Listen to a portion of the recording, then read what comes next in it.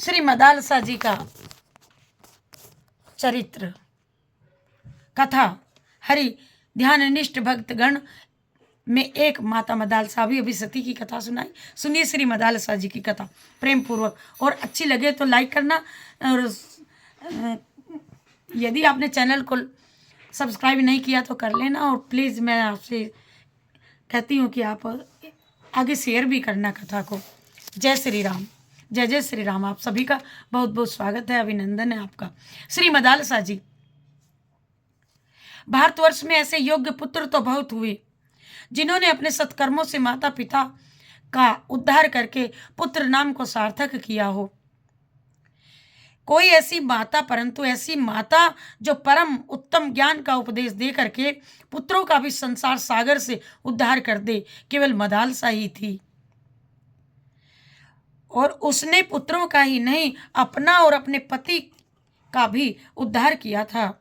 मदालसा आदर्श विदुषी, आदर्श सती और आदर्श माता थी। उनका जन्म दिव्य कुल में हुआ। पहले तो वह गंधर्व राज विश्वा बसु की पुत्री थी, फिर नागराज अश्वतर की कन्या के रूप में प्रकट हुई। उनके जीवन का संक्षिप्त वर्णन इस प्रकार से सुनाती हूँ, सुनिए बड़े ध्यान से। जय जय श्री कृष्णा, जय जय श्री राधे राधे। जो भी कोई सुन रहा हो प्लीज़ हाथ जोड़ के प्रार्थना है कि लाइक जरूर करें, लाइक करके और शेयर करें। शेयर ना कर सके तो प्लीज़ स्वयं सुन लीजिए। प्राचीन काल में शत्रुजित नाम के एक धर्मात्मा राजा राज्य करते थे। उनकी राजधानी गोमती के तट पर थी और उनके एक बड़ा बुद्धिमान, पराक्रमी और सुंदर पुत्र भी था। उनका नाम था ऋतध्वज। एक दिन नैमिषारण्य से ग्वाल मुनि राजा शत्रुजित के दरबार में पधारे। उनके साथ एक बहुत ही सुंदर दिव्य अश्व था, घोड़ा। उन्होंने राजा से कहा, राजन ए महाराज, हम आपके राज्य में रह करके तपस्या, यज्ञ तथा भगवान का भजन करते हैं, किंतु एक दैत्य कुछ काल से हमारे इस पवित्र कार्य में बड़ी बाधा डाल रहा है, और यद्यपि हम उसे अपनी क्रोधाग्नि से भस्म कर तो सकते हैं, तथापि ऐसा करना नहीं चाहते, क्योंकि प्रजा की रक्षा करना, दुष्टों को दंड देना ये राजा का कार्य है। एक दिन उसके उपद्रव से पीड़ित होकर के हम उसे रोकने का उपाय विचार कर ही रहे थे कि इतने ही में यह दिव्य अश्व आकाश से नीचे उतरा। उसी समय यह आकाशवाणी हुई कि मुने, ये अश्व बिना किसी रुकावट के समस्त पृथ्वी की परिक्रमा कर सकता है। आकाश, पाताल, पर्वत, समुद्र, सब जगह ये आसानी से जा सकता है, इसीलिए इसका नाम कुबलय है। भगवान सूर्य ने यह अश्व आपको समर्पित किया है। आप इसे ले जा करके राजा शत्रुजित पुत्र राजकुमार ऋतध्वज को दे दें। वे ही इस पर आरूढ़ होकर के उस दैत्य का वध करेंगे जो सदा आपको कष्ट दिया करता है। इस अश्व रत्न को पाकर के इसी के नाम पर राजकुमारी जी की भी प्रसिद्धि होगी और वे कुबलियाश्व कहलाएंगे। इस आकाशवाणी को सुनकर के हम आपके पास आए हैं। आप इस अश्व को ले लीजिए और राजकुमार को इस पर सवार करके हमारे साथ भेजिए, जिससे धर्म का लोप न होने पावे। और ग्वाल मुनियों के यूं कहने पर धर्मात्मा राजा ने बड़ी प्रसन्नता के साथ राजकुमार को मुनियों की रक्षा के लिए भेजा। महर्षि के आश्रम पर पहुंच करके वे सब ओर से उसकी रक्षा करने लगे। एक दिन वह मदोन्मत्त दानव सूकर का रूप धारण करके वहां पर आ गया। राजकुमार शीघ्र ही घोड़े पर सवार हो उसके पीछे दौड़े। चंद्र आकार बाण से उस पर प्रहार किया। बाण से आहत होकर के वह सूकर आकार दैत्य प्राण बचाने के लिए भागा और वृक्षों तथा पर्वतों से घिरी हुई घनी झाड़ी जंगल में घुस गया। राजकुमार के अश्व ने उसका पीछा न छोड़ा। दैत्य भागता हुआ सहस्त्रों योजन दूर निकल गया और एक स्थान पर बिल के आकार में दिखाई देने वाली अंधेरी गुफा में कूद पड़ा। अश्वारोही राजकुमार भी उसके पीछे उसी गड्ढे में कूद पड़े और भीतर जाने पर वहां सुअर नहीं दिखाई पड़ा, बल्कि दिव्य प्रकाश से परिपूर्ण पाताल लोक का दर्शन हुआ। सामने ही इंद्रपुरी के समान एक सुंदर नगर था, जिसमें सैकड़ों सोने के महल शोभा पा रहे थे। तो राजकुमार ने उसमें प्रवेश किया, किंतु वहां उन्हें कोई मनुष्य भी नहीं दिखाई दिया। वे नगर में घूमने लगे। घूमते ही घूमते उन्होंने वहां पर एक स्त्री को देखा और दोनों का मन परस्पर आकर्षित हो गया। कन्या मूर्छित हो गई। तब पहली स्त्री ताड़ का पंखा लेकर के उसे हवा करने लगी। जब वह कुछ होश में आई तो राजकुमार ने उसकी मूर्छा का कारण पूछा। वह लजा गई। उसने सब कुछ अपनी सखी को बता दिया। उसकी सखी ने कहा, प्रभु, देवलोक में गंधर्व राज वसु सर्वत्र विख्यात हैं। ये सुंदरी उन्हीं की कन्या मदालसा है। एक दिन जब यह अपने पिता के उद्यान में घूम रही थी, पाताल लोक केतु नामक दानव ने अपनी माया फैला करके इसको हर लिया और उसका निवास स्थान यही है। सुनने में आया है कि आगामी त्रयोदशी को वह इसके साथ विवाह करेगा। इससे मेरी सखी को अपार कष्ट है। अभी कल की ही बात है, ये बेचारी आत्महत्या करने को तैयार हो गई थी। उसी समय कामधेनु ने प्रकट होकर के कहा, बेटी, वह नीच दानव तुम्हें नहीं पा सकता। मृत्युलोक में जाने पर उसे जो अपने बाणों से बींध डालेगा वही तुम्हारा पति होगा। यूं कहकर माता सुरभि अंतर्धान हो गई। मेरा नाम कुंडला है। मैं इस मदालसा की सखी हूँ, विंध्यवान की पुत्री हूँ और वीर पुष्कर मालिनी की पत्नी हूँ मैं। मेरे पति देवासुर संग्राम में शंभु के हाथों से मारे गए। तब से मैं तपस्या का जीवन व्यतीत कर रही हूँ। सखी के स्नेह से यहाँ इसे धीरज बंधाने आ गई हूँ। सुना है मृत्युलोक के किसी वीर ने पाताल केतु को अपने बाण का निशाना बनाया है।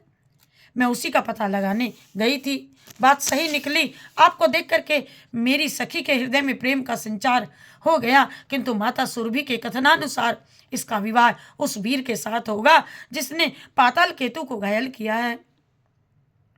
यही सोच करके दुख के मारे ये मूर्छित हो गई हैं और जिससे प्रेम हो उसी के साथ विवाह होने पर जीवन सुख में बीतता है। इसका प्रेम तो आपसे हुआ है और विवाह दूसरे से होगा, यही इसकी चिंता का कारण है। अब आप अपना परिचय दीजिए, कौन हैं और आप कहाँ से आए हैं?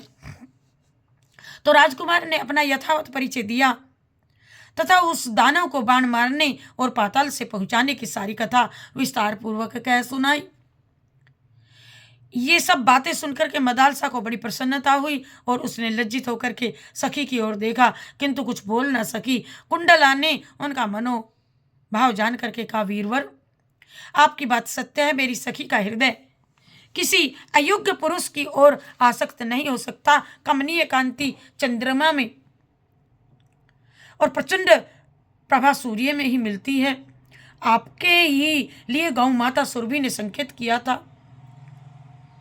आपने ही दानव पाताल केतु को घायल किया है। मेरी सखी आपको पति रूप में प्राप्त करके अपने को धन्य मानेंगी। और कुंडला की बात सुन करके राजकुमार ने कहा, मैं पिता की आज्ञा लिए बिना विवाह कैसे कर सकता हूं?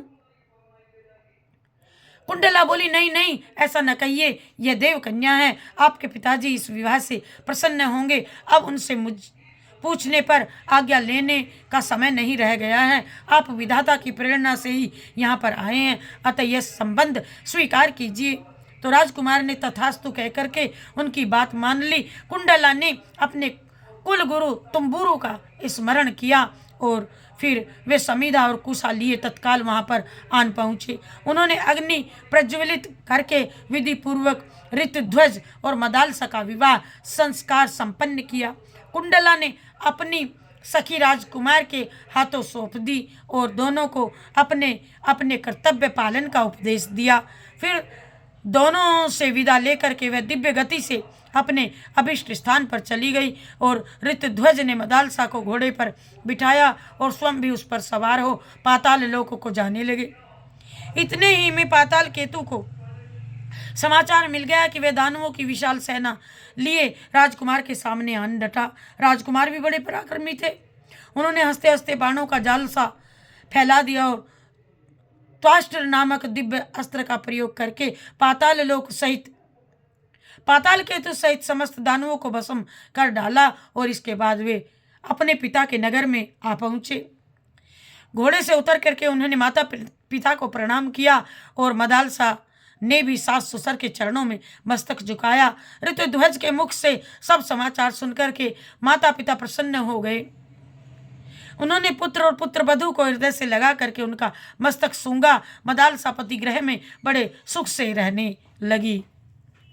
वह प्रतिदिन प्रातःकाल उठ करके सास ससुर के चरणों में प्रणाम करती और पति को अपनी सेवा से सदैव संतुष्ट रखती थी।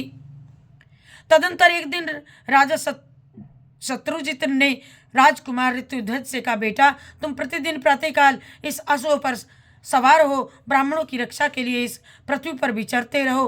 राजकुमार ने बहुत अच्छा कहकर के पिता की आज्ञा शिरोधार्य की। वे प्रतिदिन पूर्वाह्न में ही पृथ्वी की परिक्रमा करके पिता के चरणों में नमस्कार करते थे। एक दिन घुसते हुए यमुना तट में गए। घूमते घूमते यमुना तट पर गए।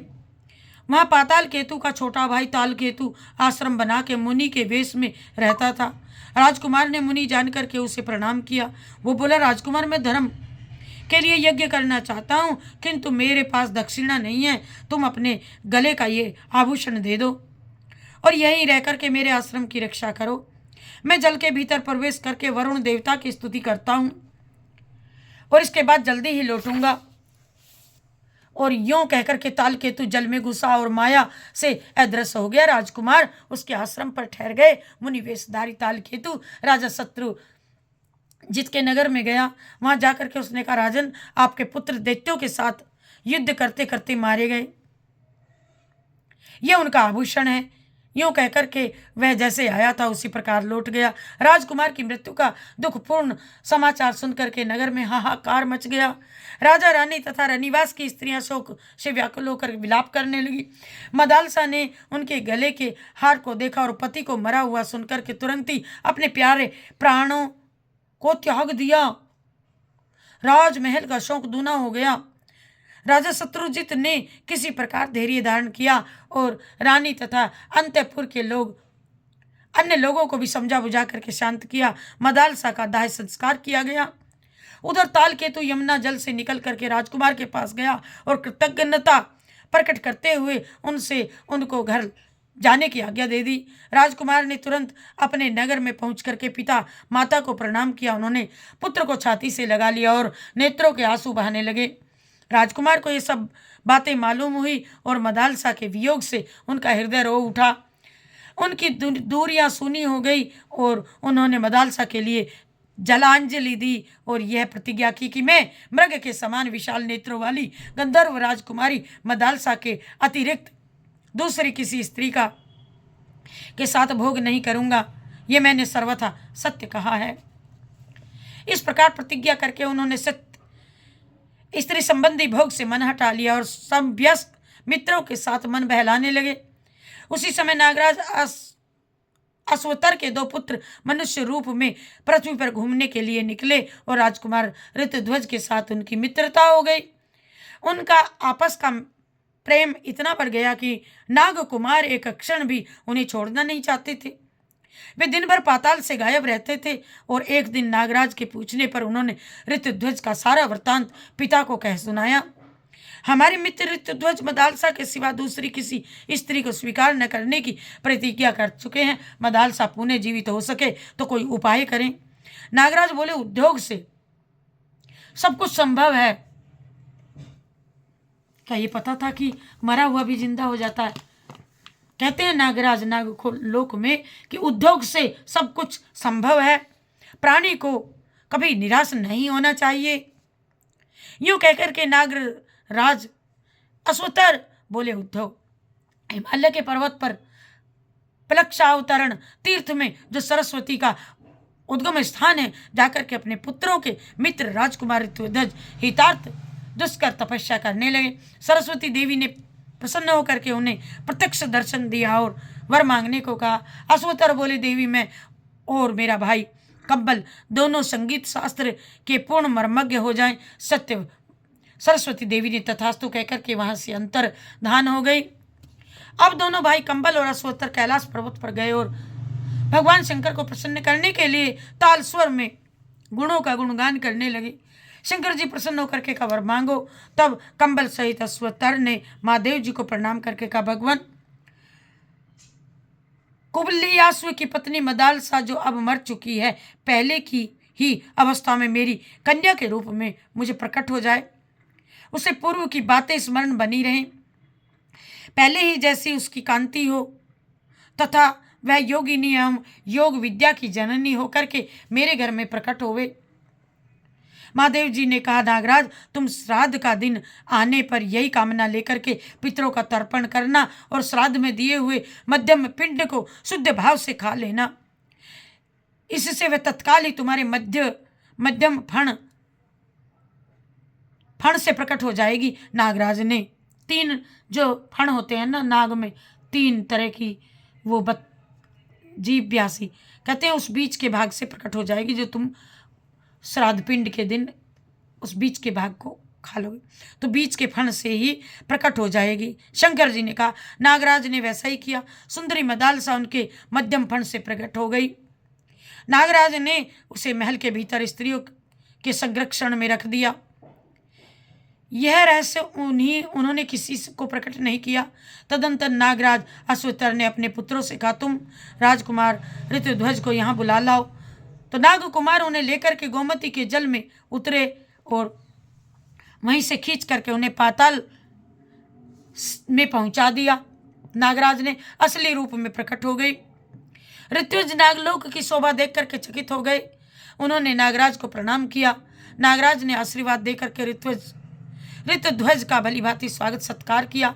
भोजन के पश्चात सब लोग एक साथ बैठकर प्रेम आलाप करने लगे। नागराज ने मदालसा के पुनः जीवित होने की सारी कथा उन्हें कह सुनाई। फिर तो उन्होंने प्रसन्न होकर के अपनी प्यारी पत्नी को ग्रहण किया और उनके स्मरण करते ही उनका प्यारा अश्व भी वहां पर आन पहुंचा।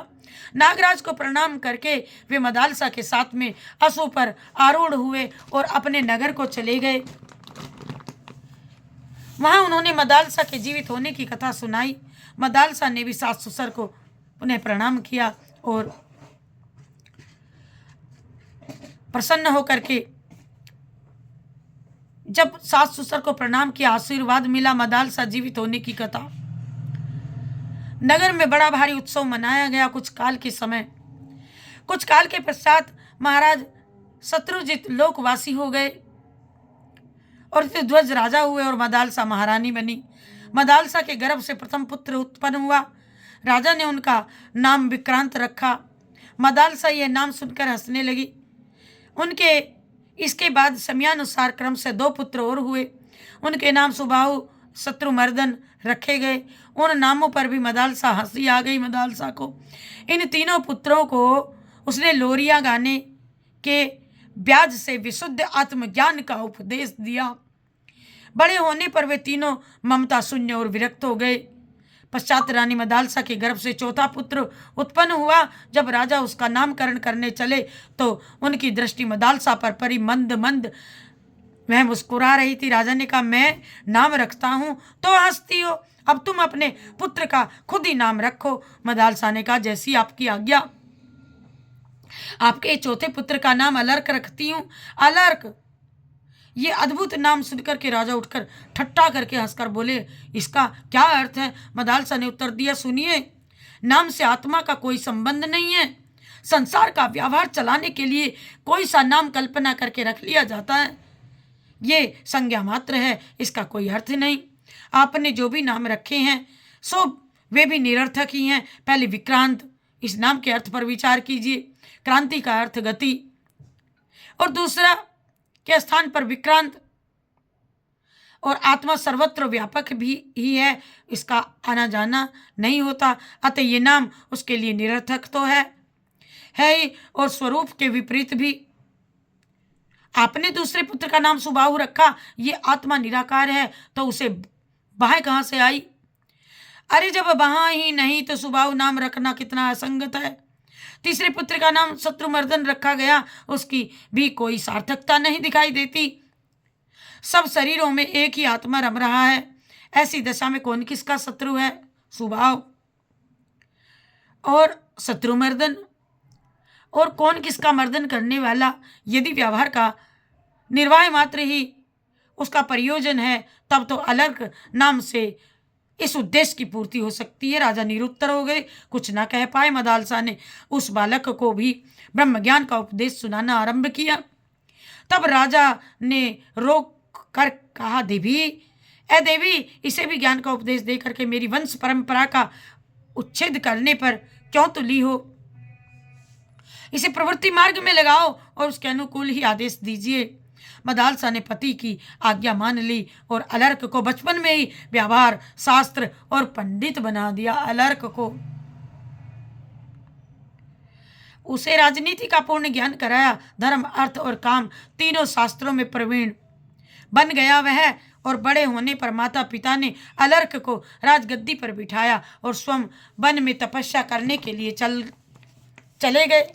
जाते समय मदालसा ने अलर्क को एक अंगूठी दी और कहा, जब तुम पर कोई भी संकट पड़े तो इस अंगूठी के छिद्र से उपदेश पत्र निकाल करके पढ़ना और इसके अनुसार कार्य करते रहना। अलर्क ने गंगा यमुना के संगम पर अपनी अलर्कपुरी नाम की राजधानी बनाई, जो आजकल रेल के नाम से प्रसिद्ध है। कुछ काल के बाद में अलर्क को भोगों से आसक्त देख उसके बड़े भाई सुबाहु ने काशी राज की सहायता से उन पर आक्रमण किया। अलर्क ने संकट जान करके माता का वह अंगूठी से निकाल करके उपदेश पढ़ा। उसमें लिखा था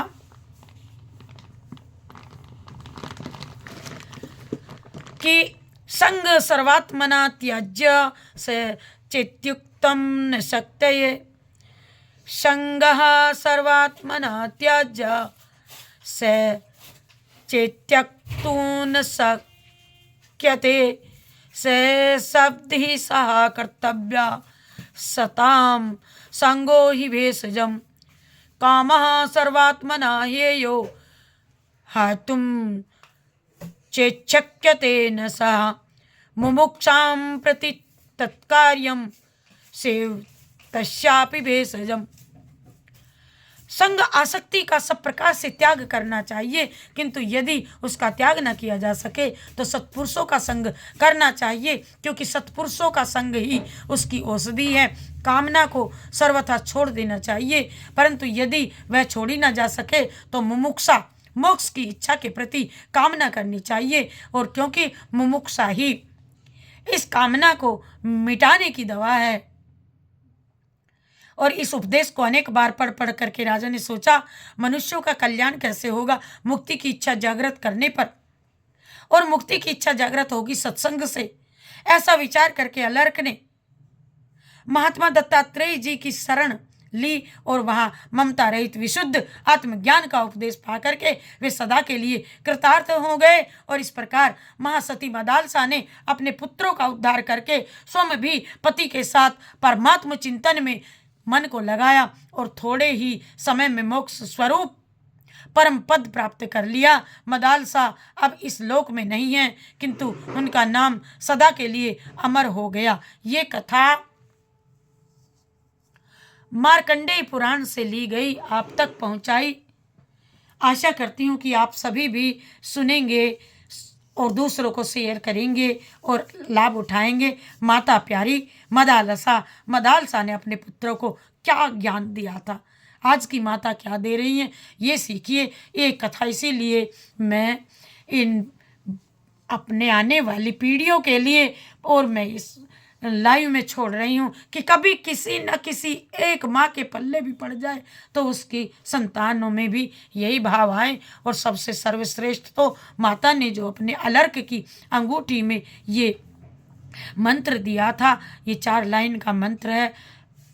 आप भी उस सबको अपने पुत्रों को दीजिए, आप भी खुद भी ग्रहण कीजिए। मैं फिर से बोलती हूँ, मेरा मन चाह रहा है, संगः सर्वात्मना त्याज्य स सत स चेत्यक्तुं न शक्यते स सवदिशः कर्तव्या सतां संगो हि भेषजम् कामः सर्वात्मनः येयो ह्यातुं चेच्छक्यते न सा मुमुक्षां प्रति तत्कार्यं सेवे तस्यामि भेषजम्। मार्कंडेय पुराण का है। श्री राम जय जय राम, श्री राम जय जय राम।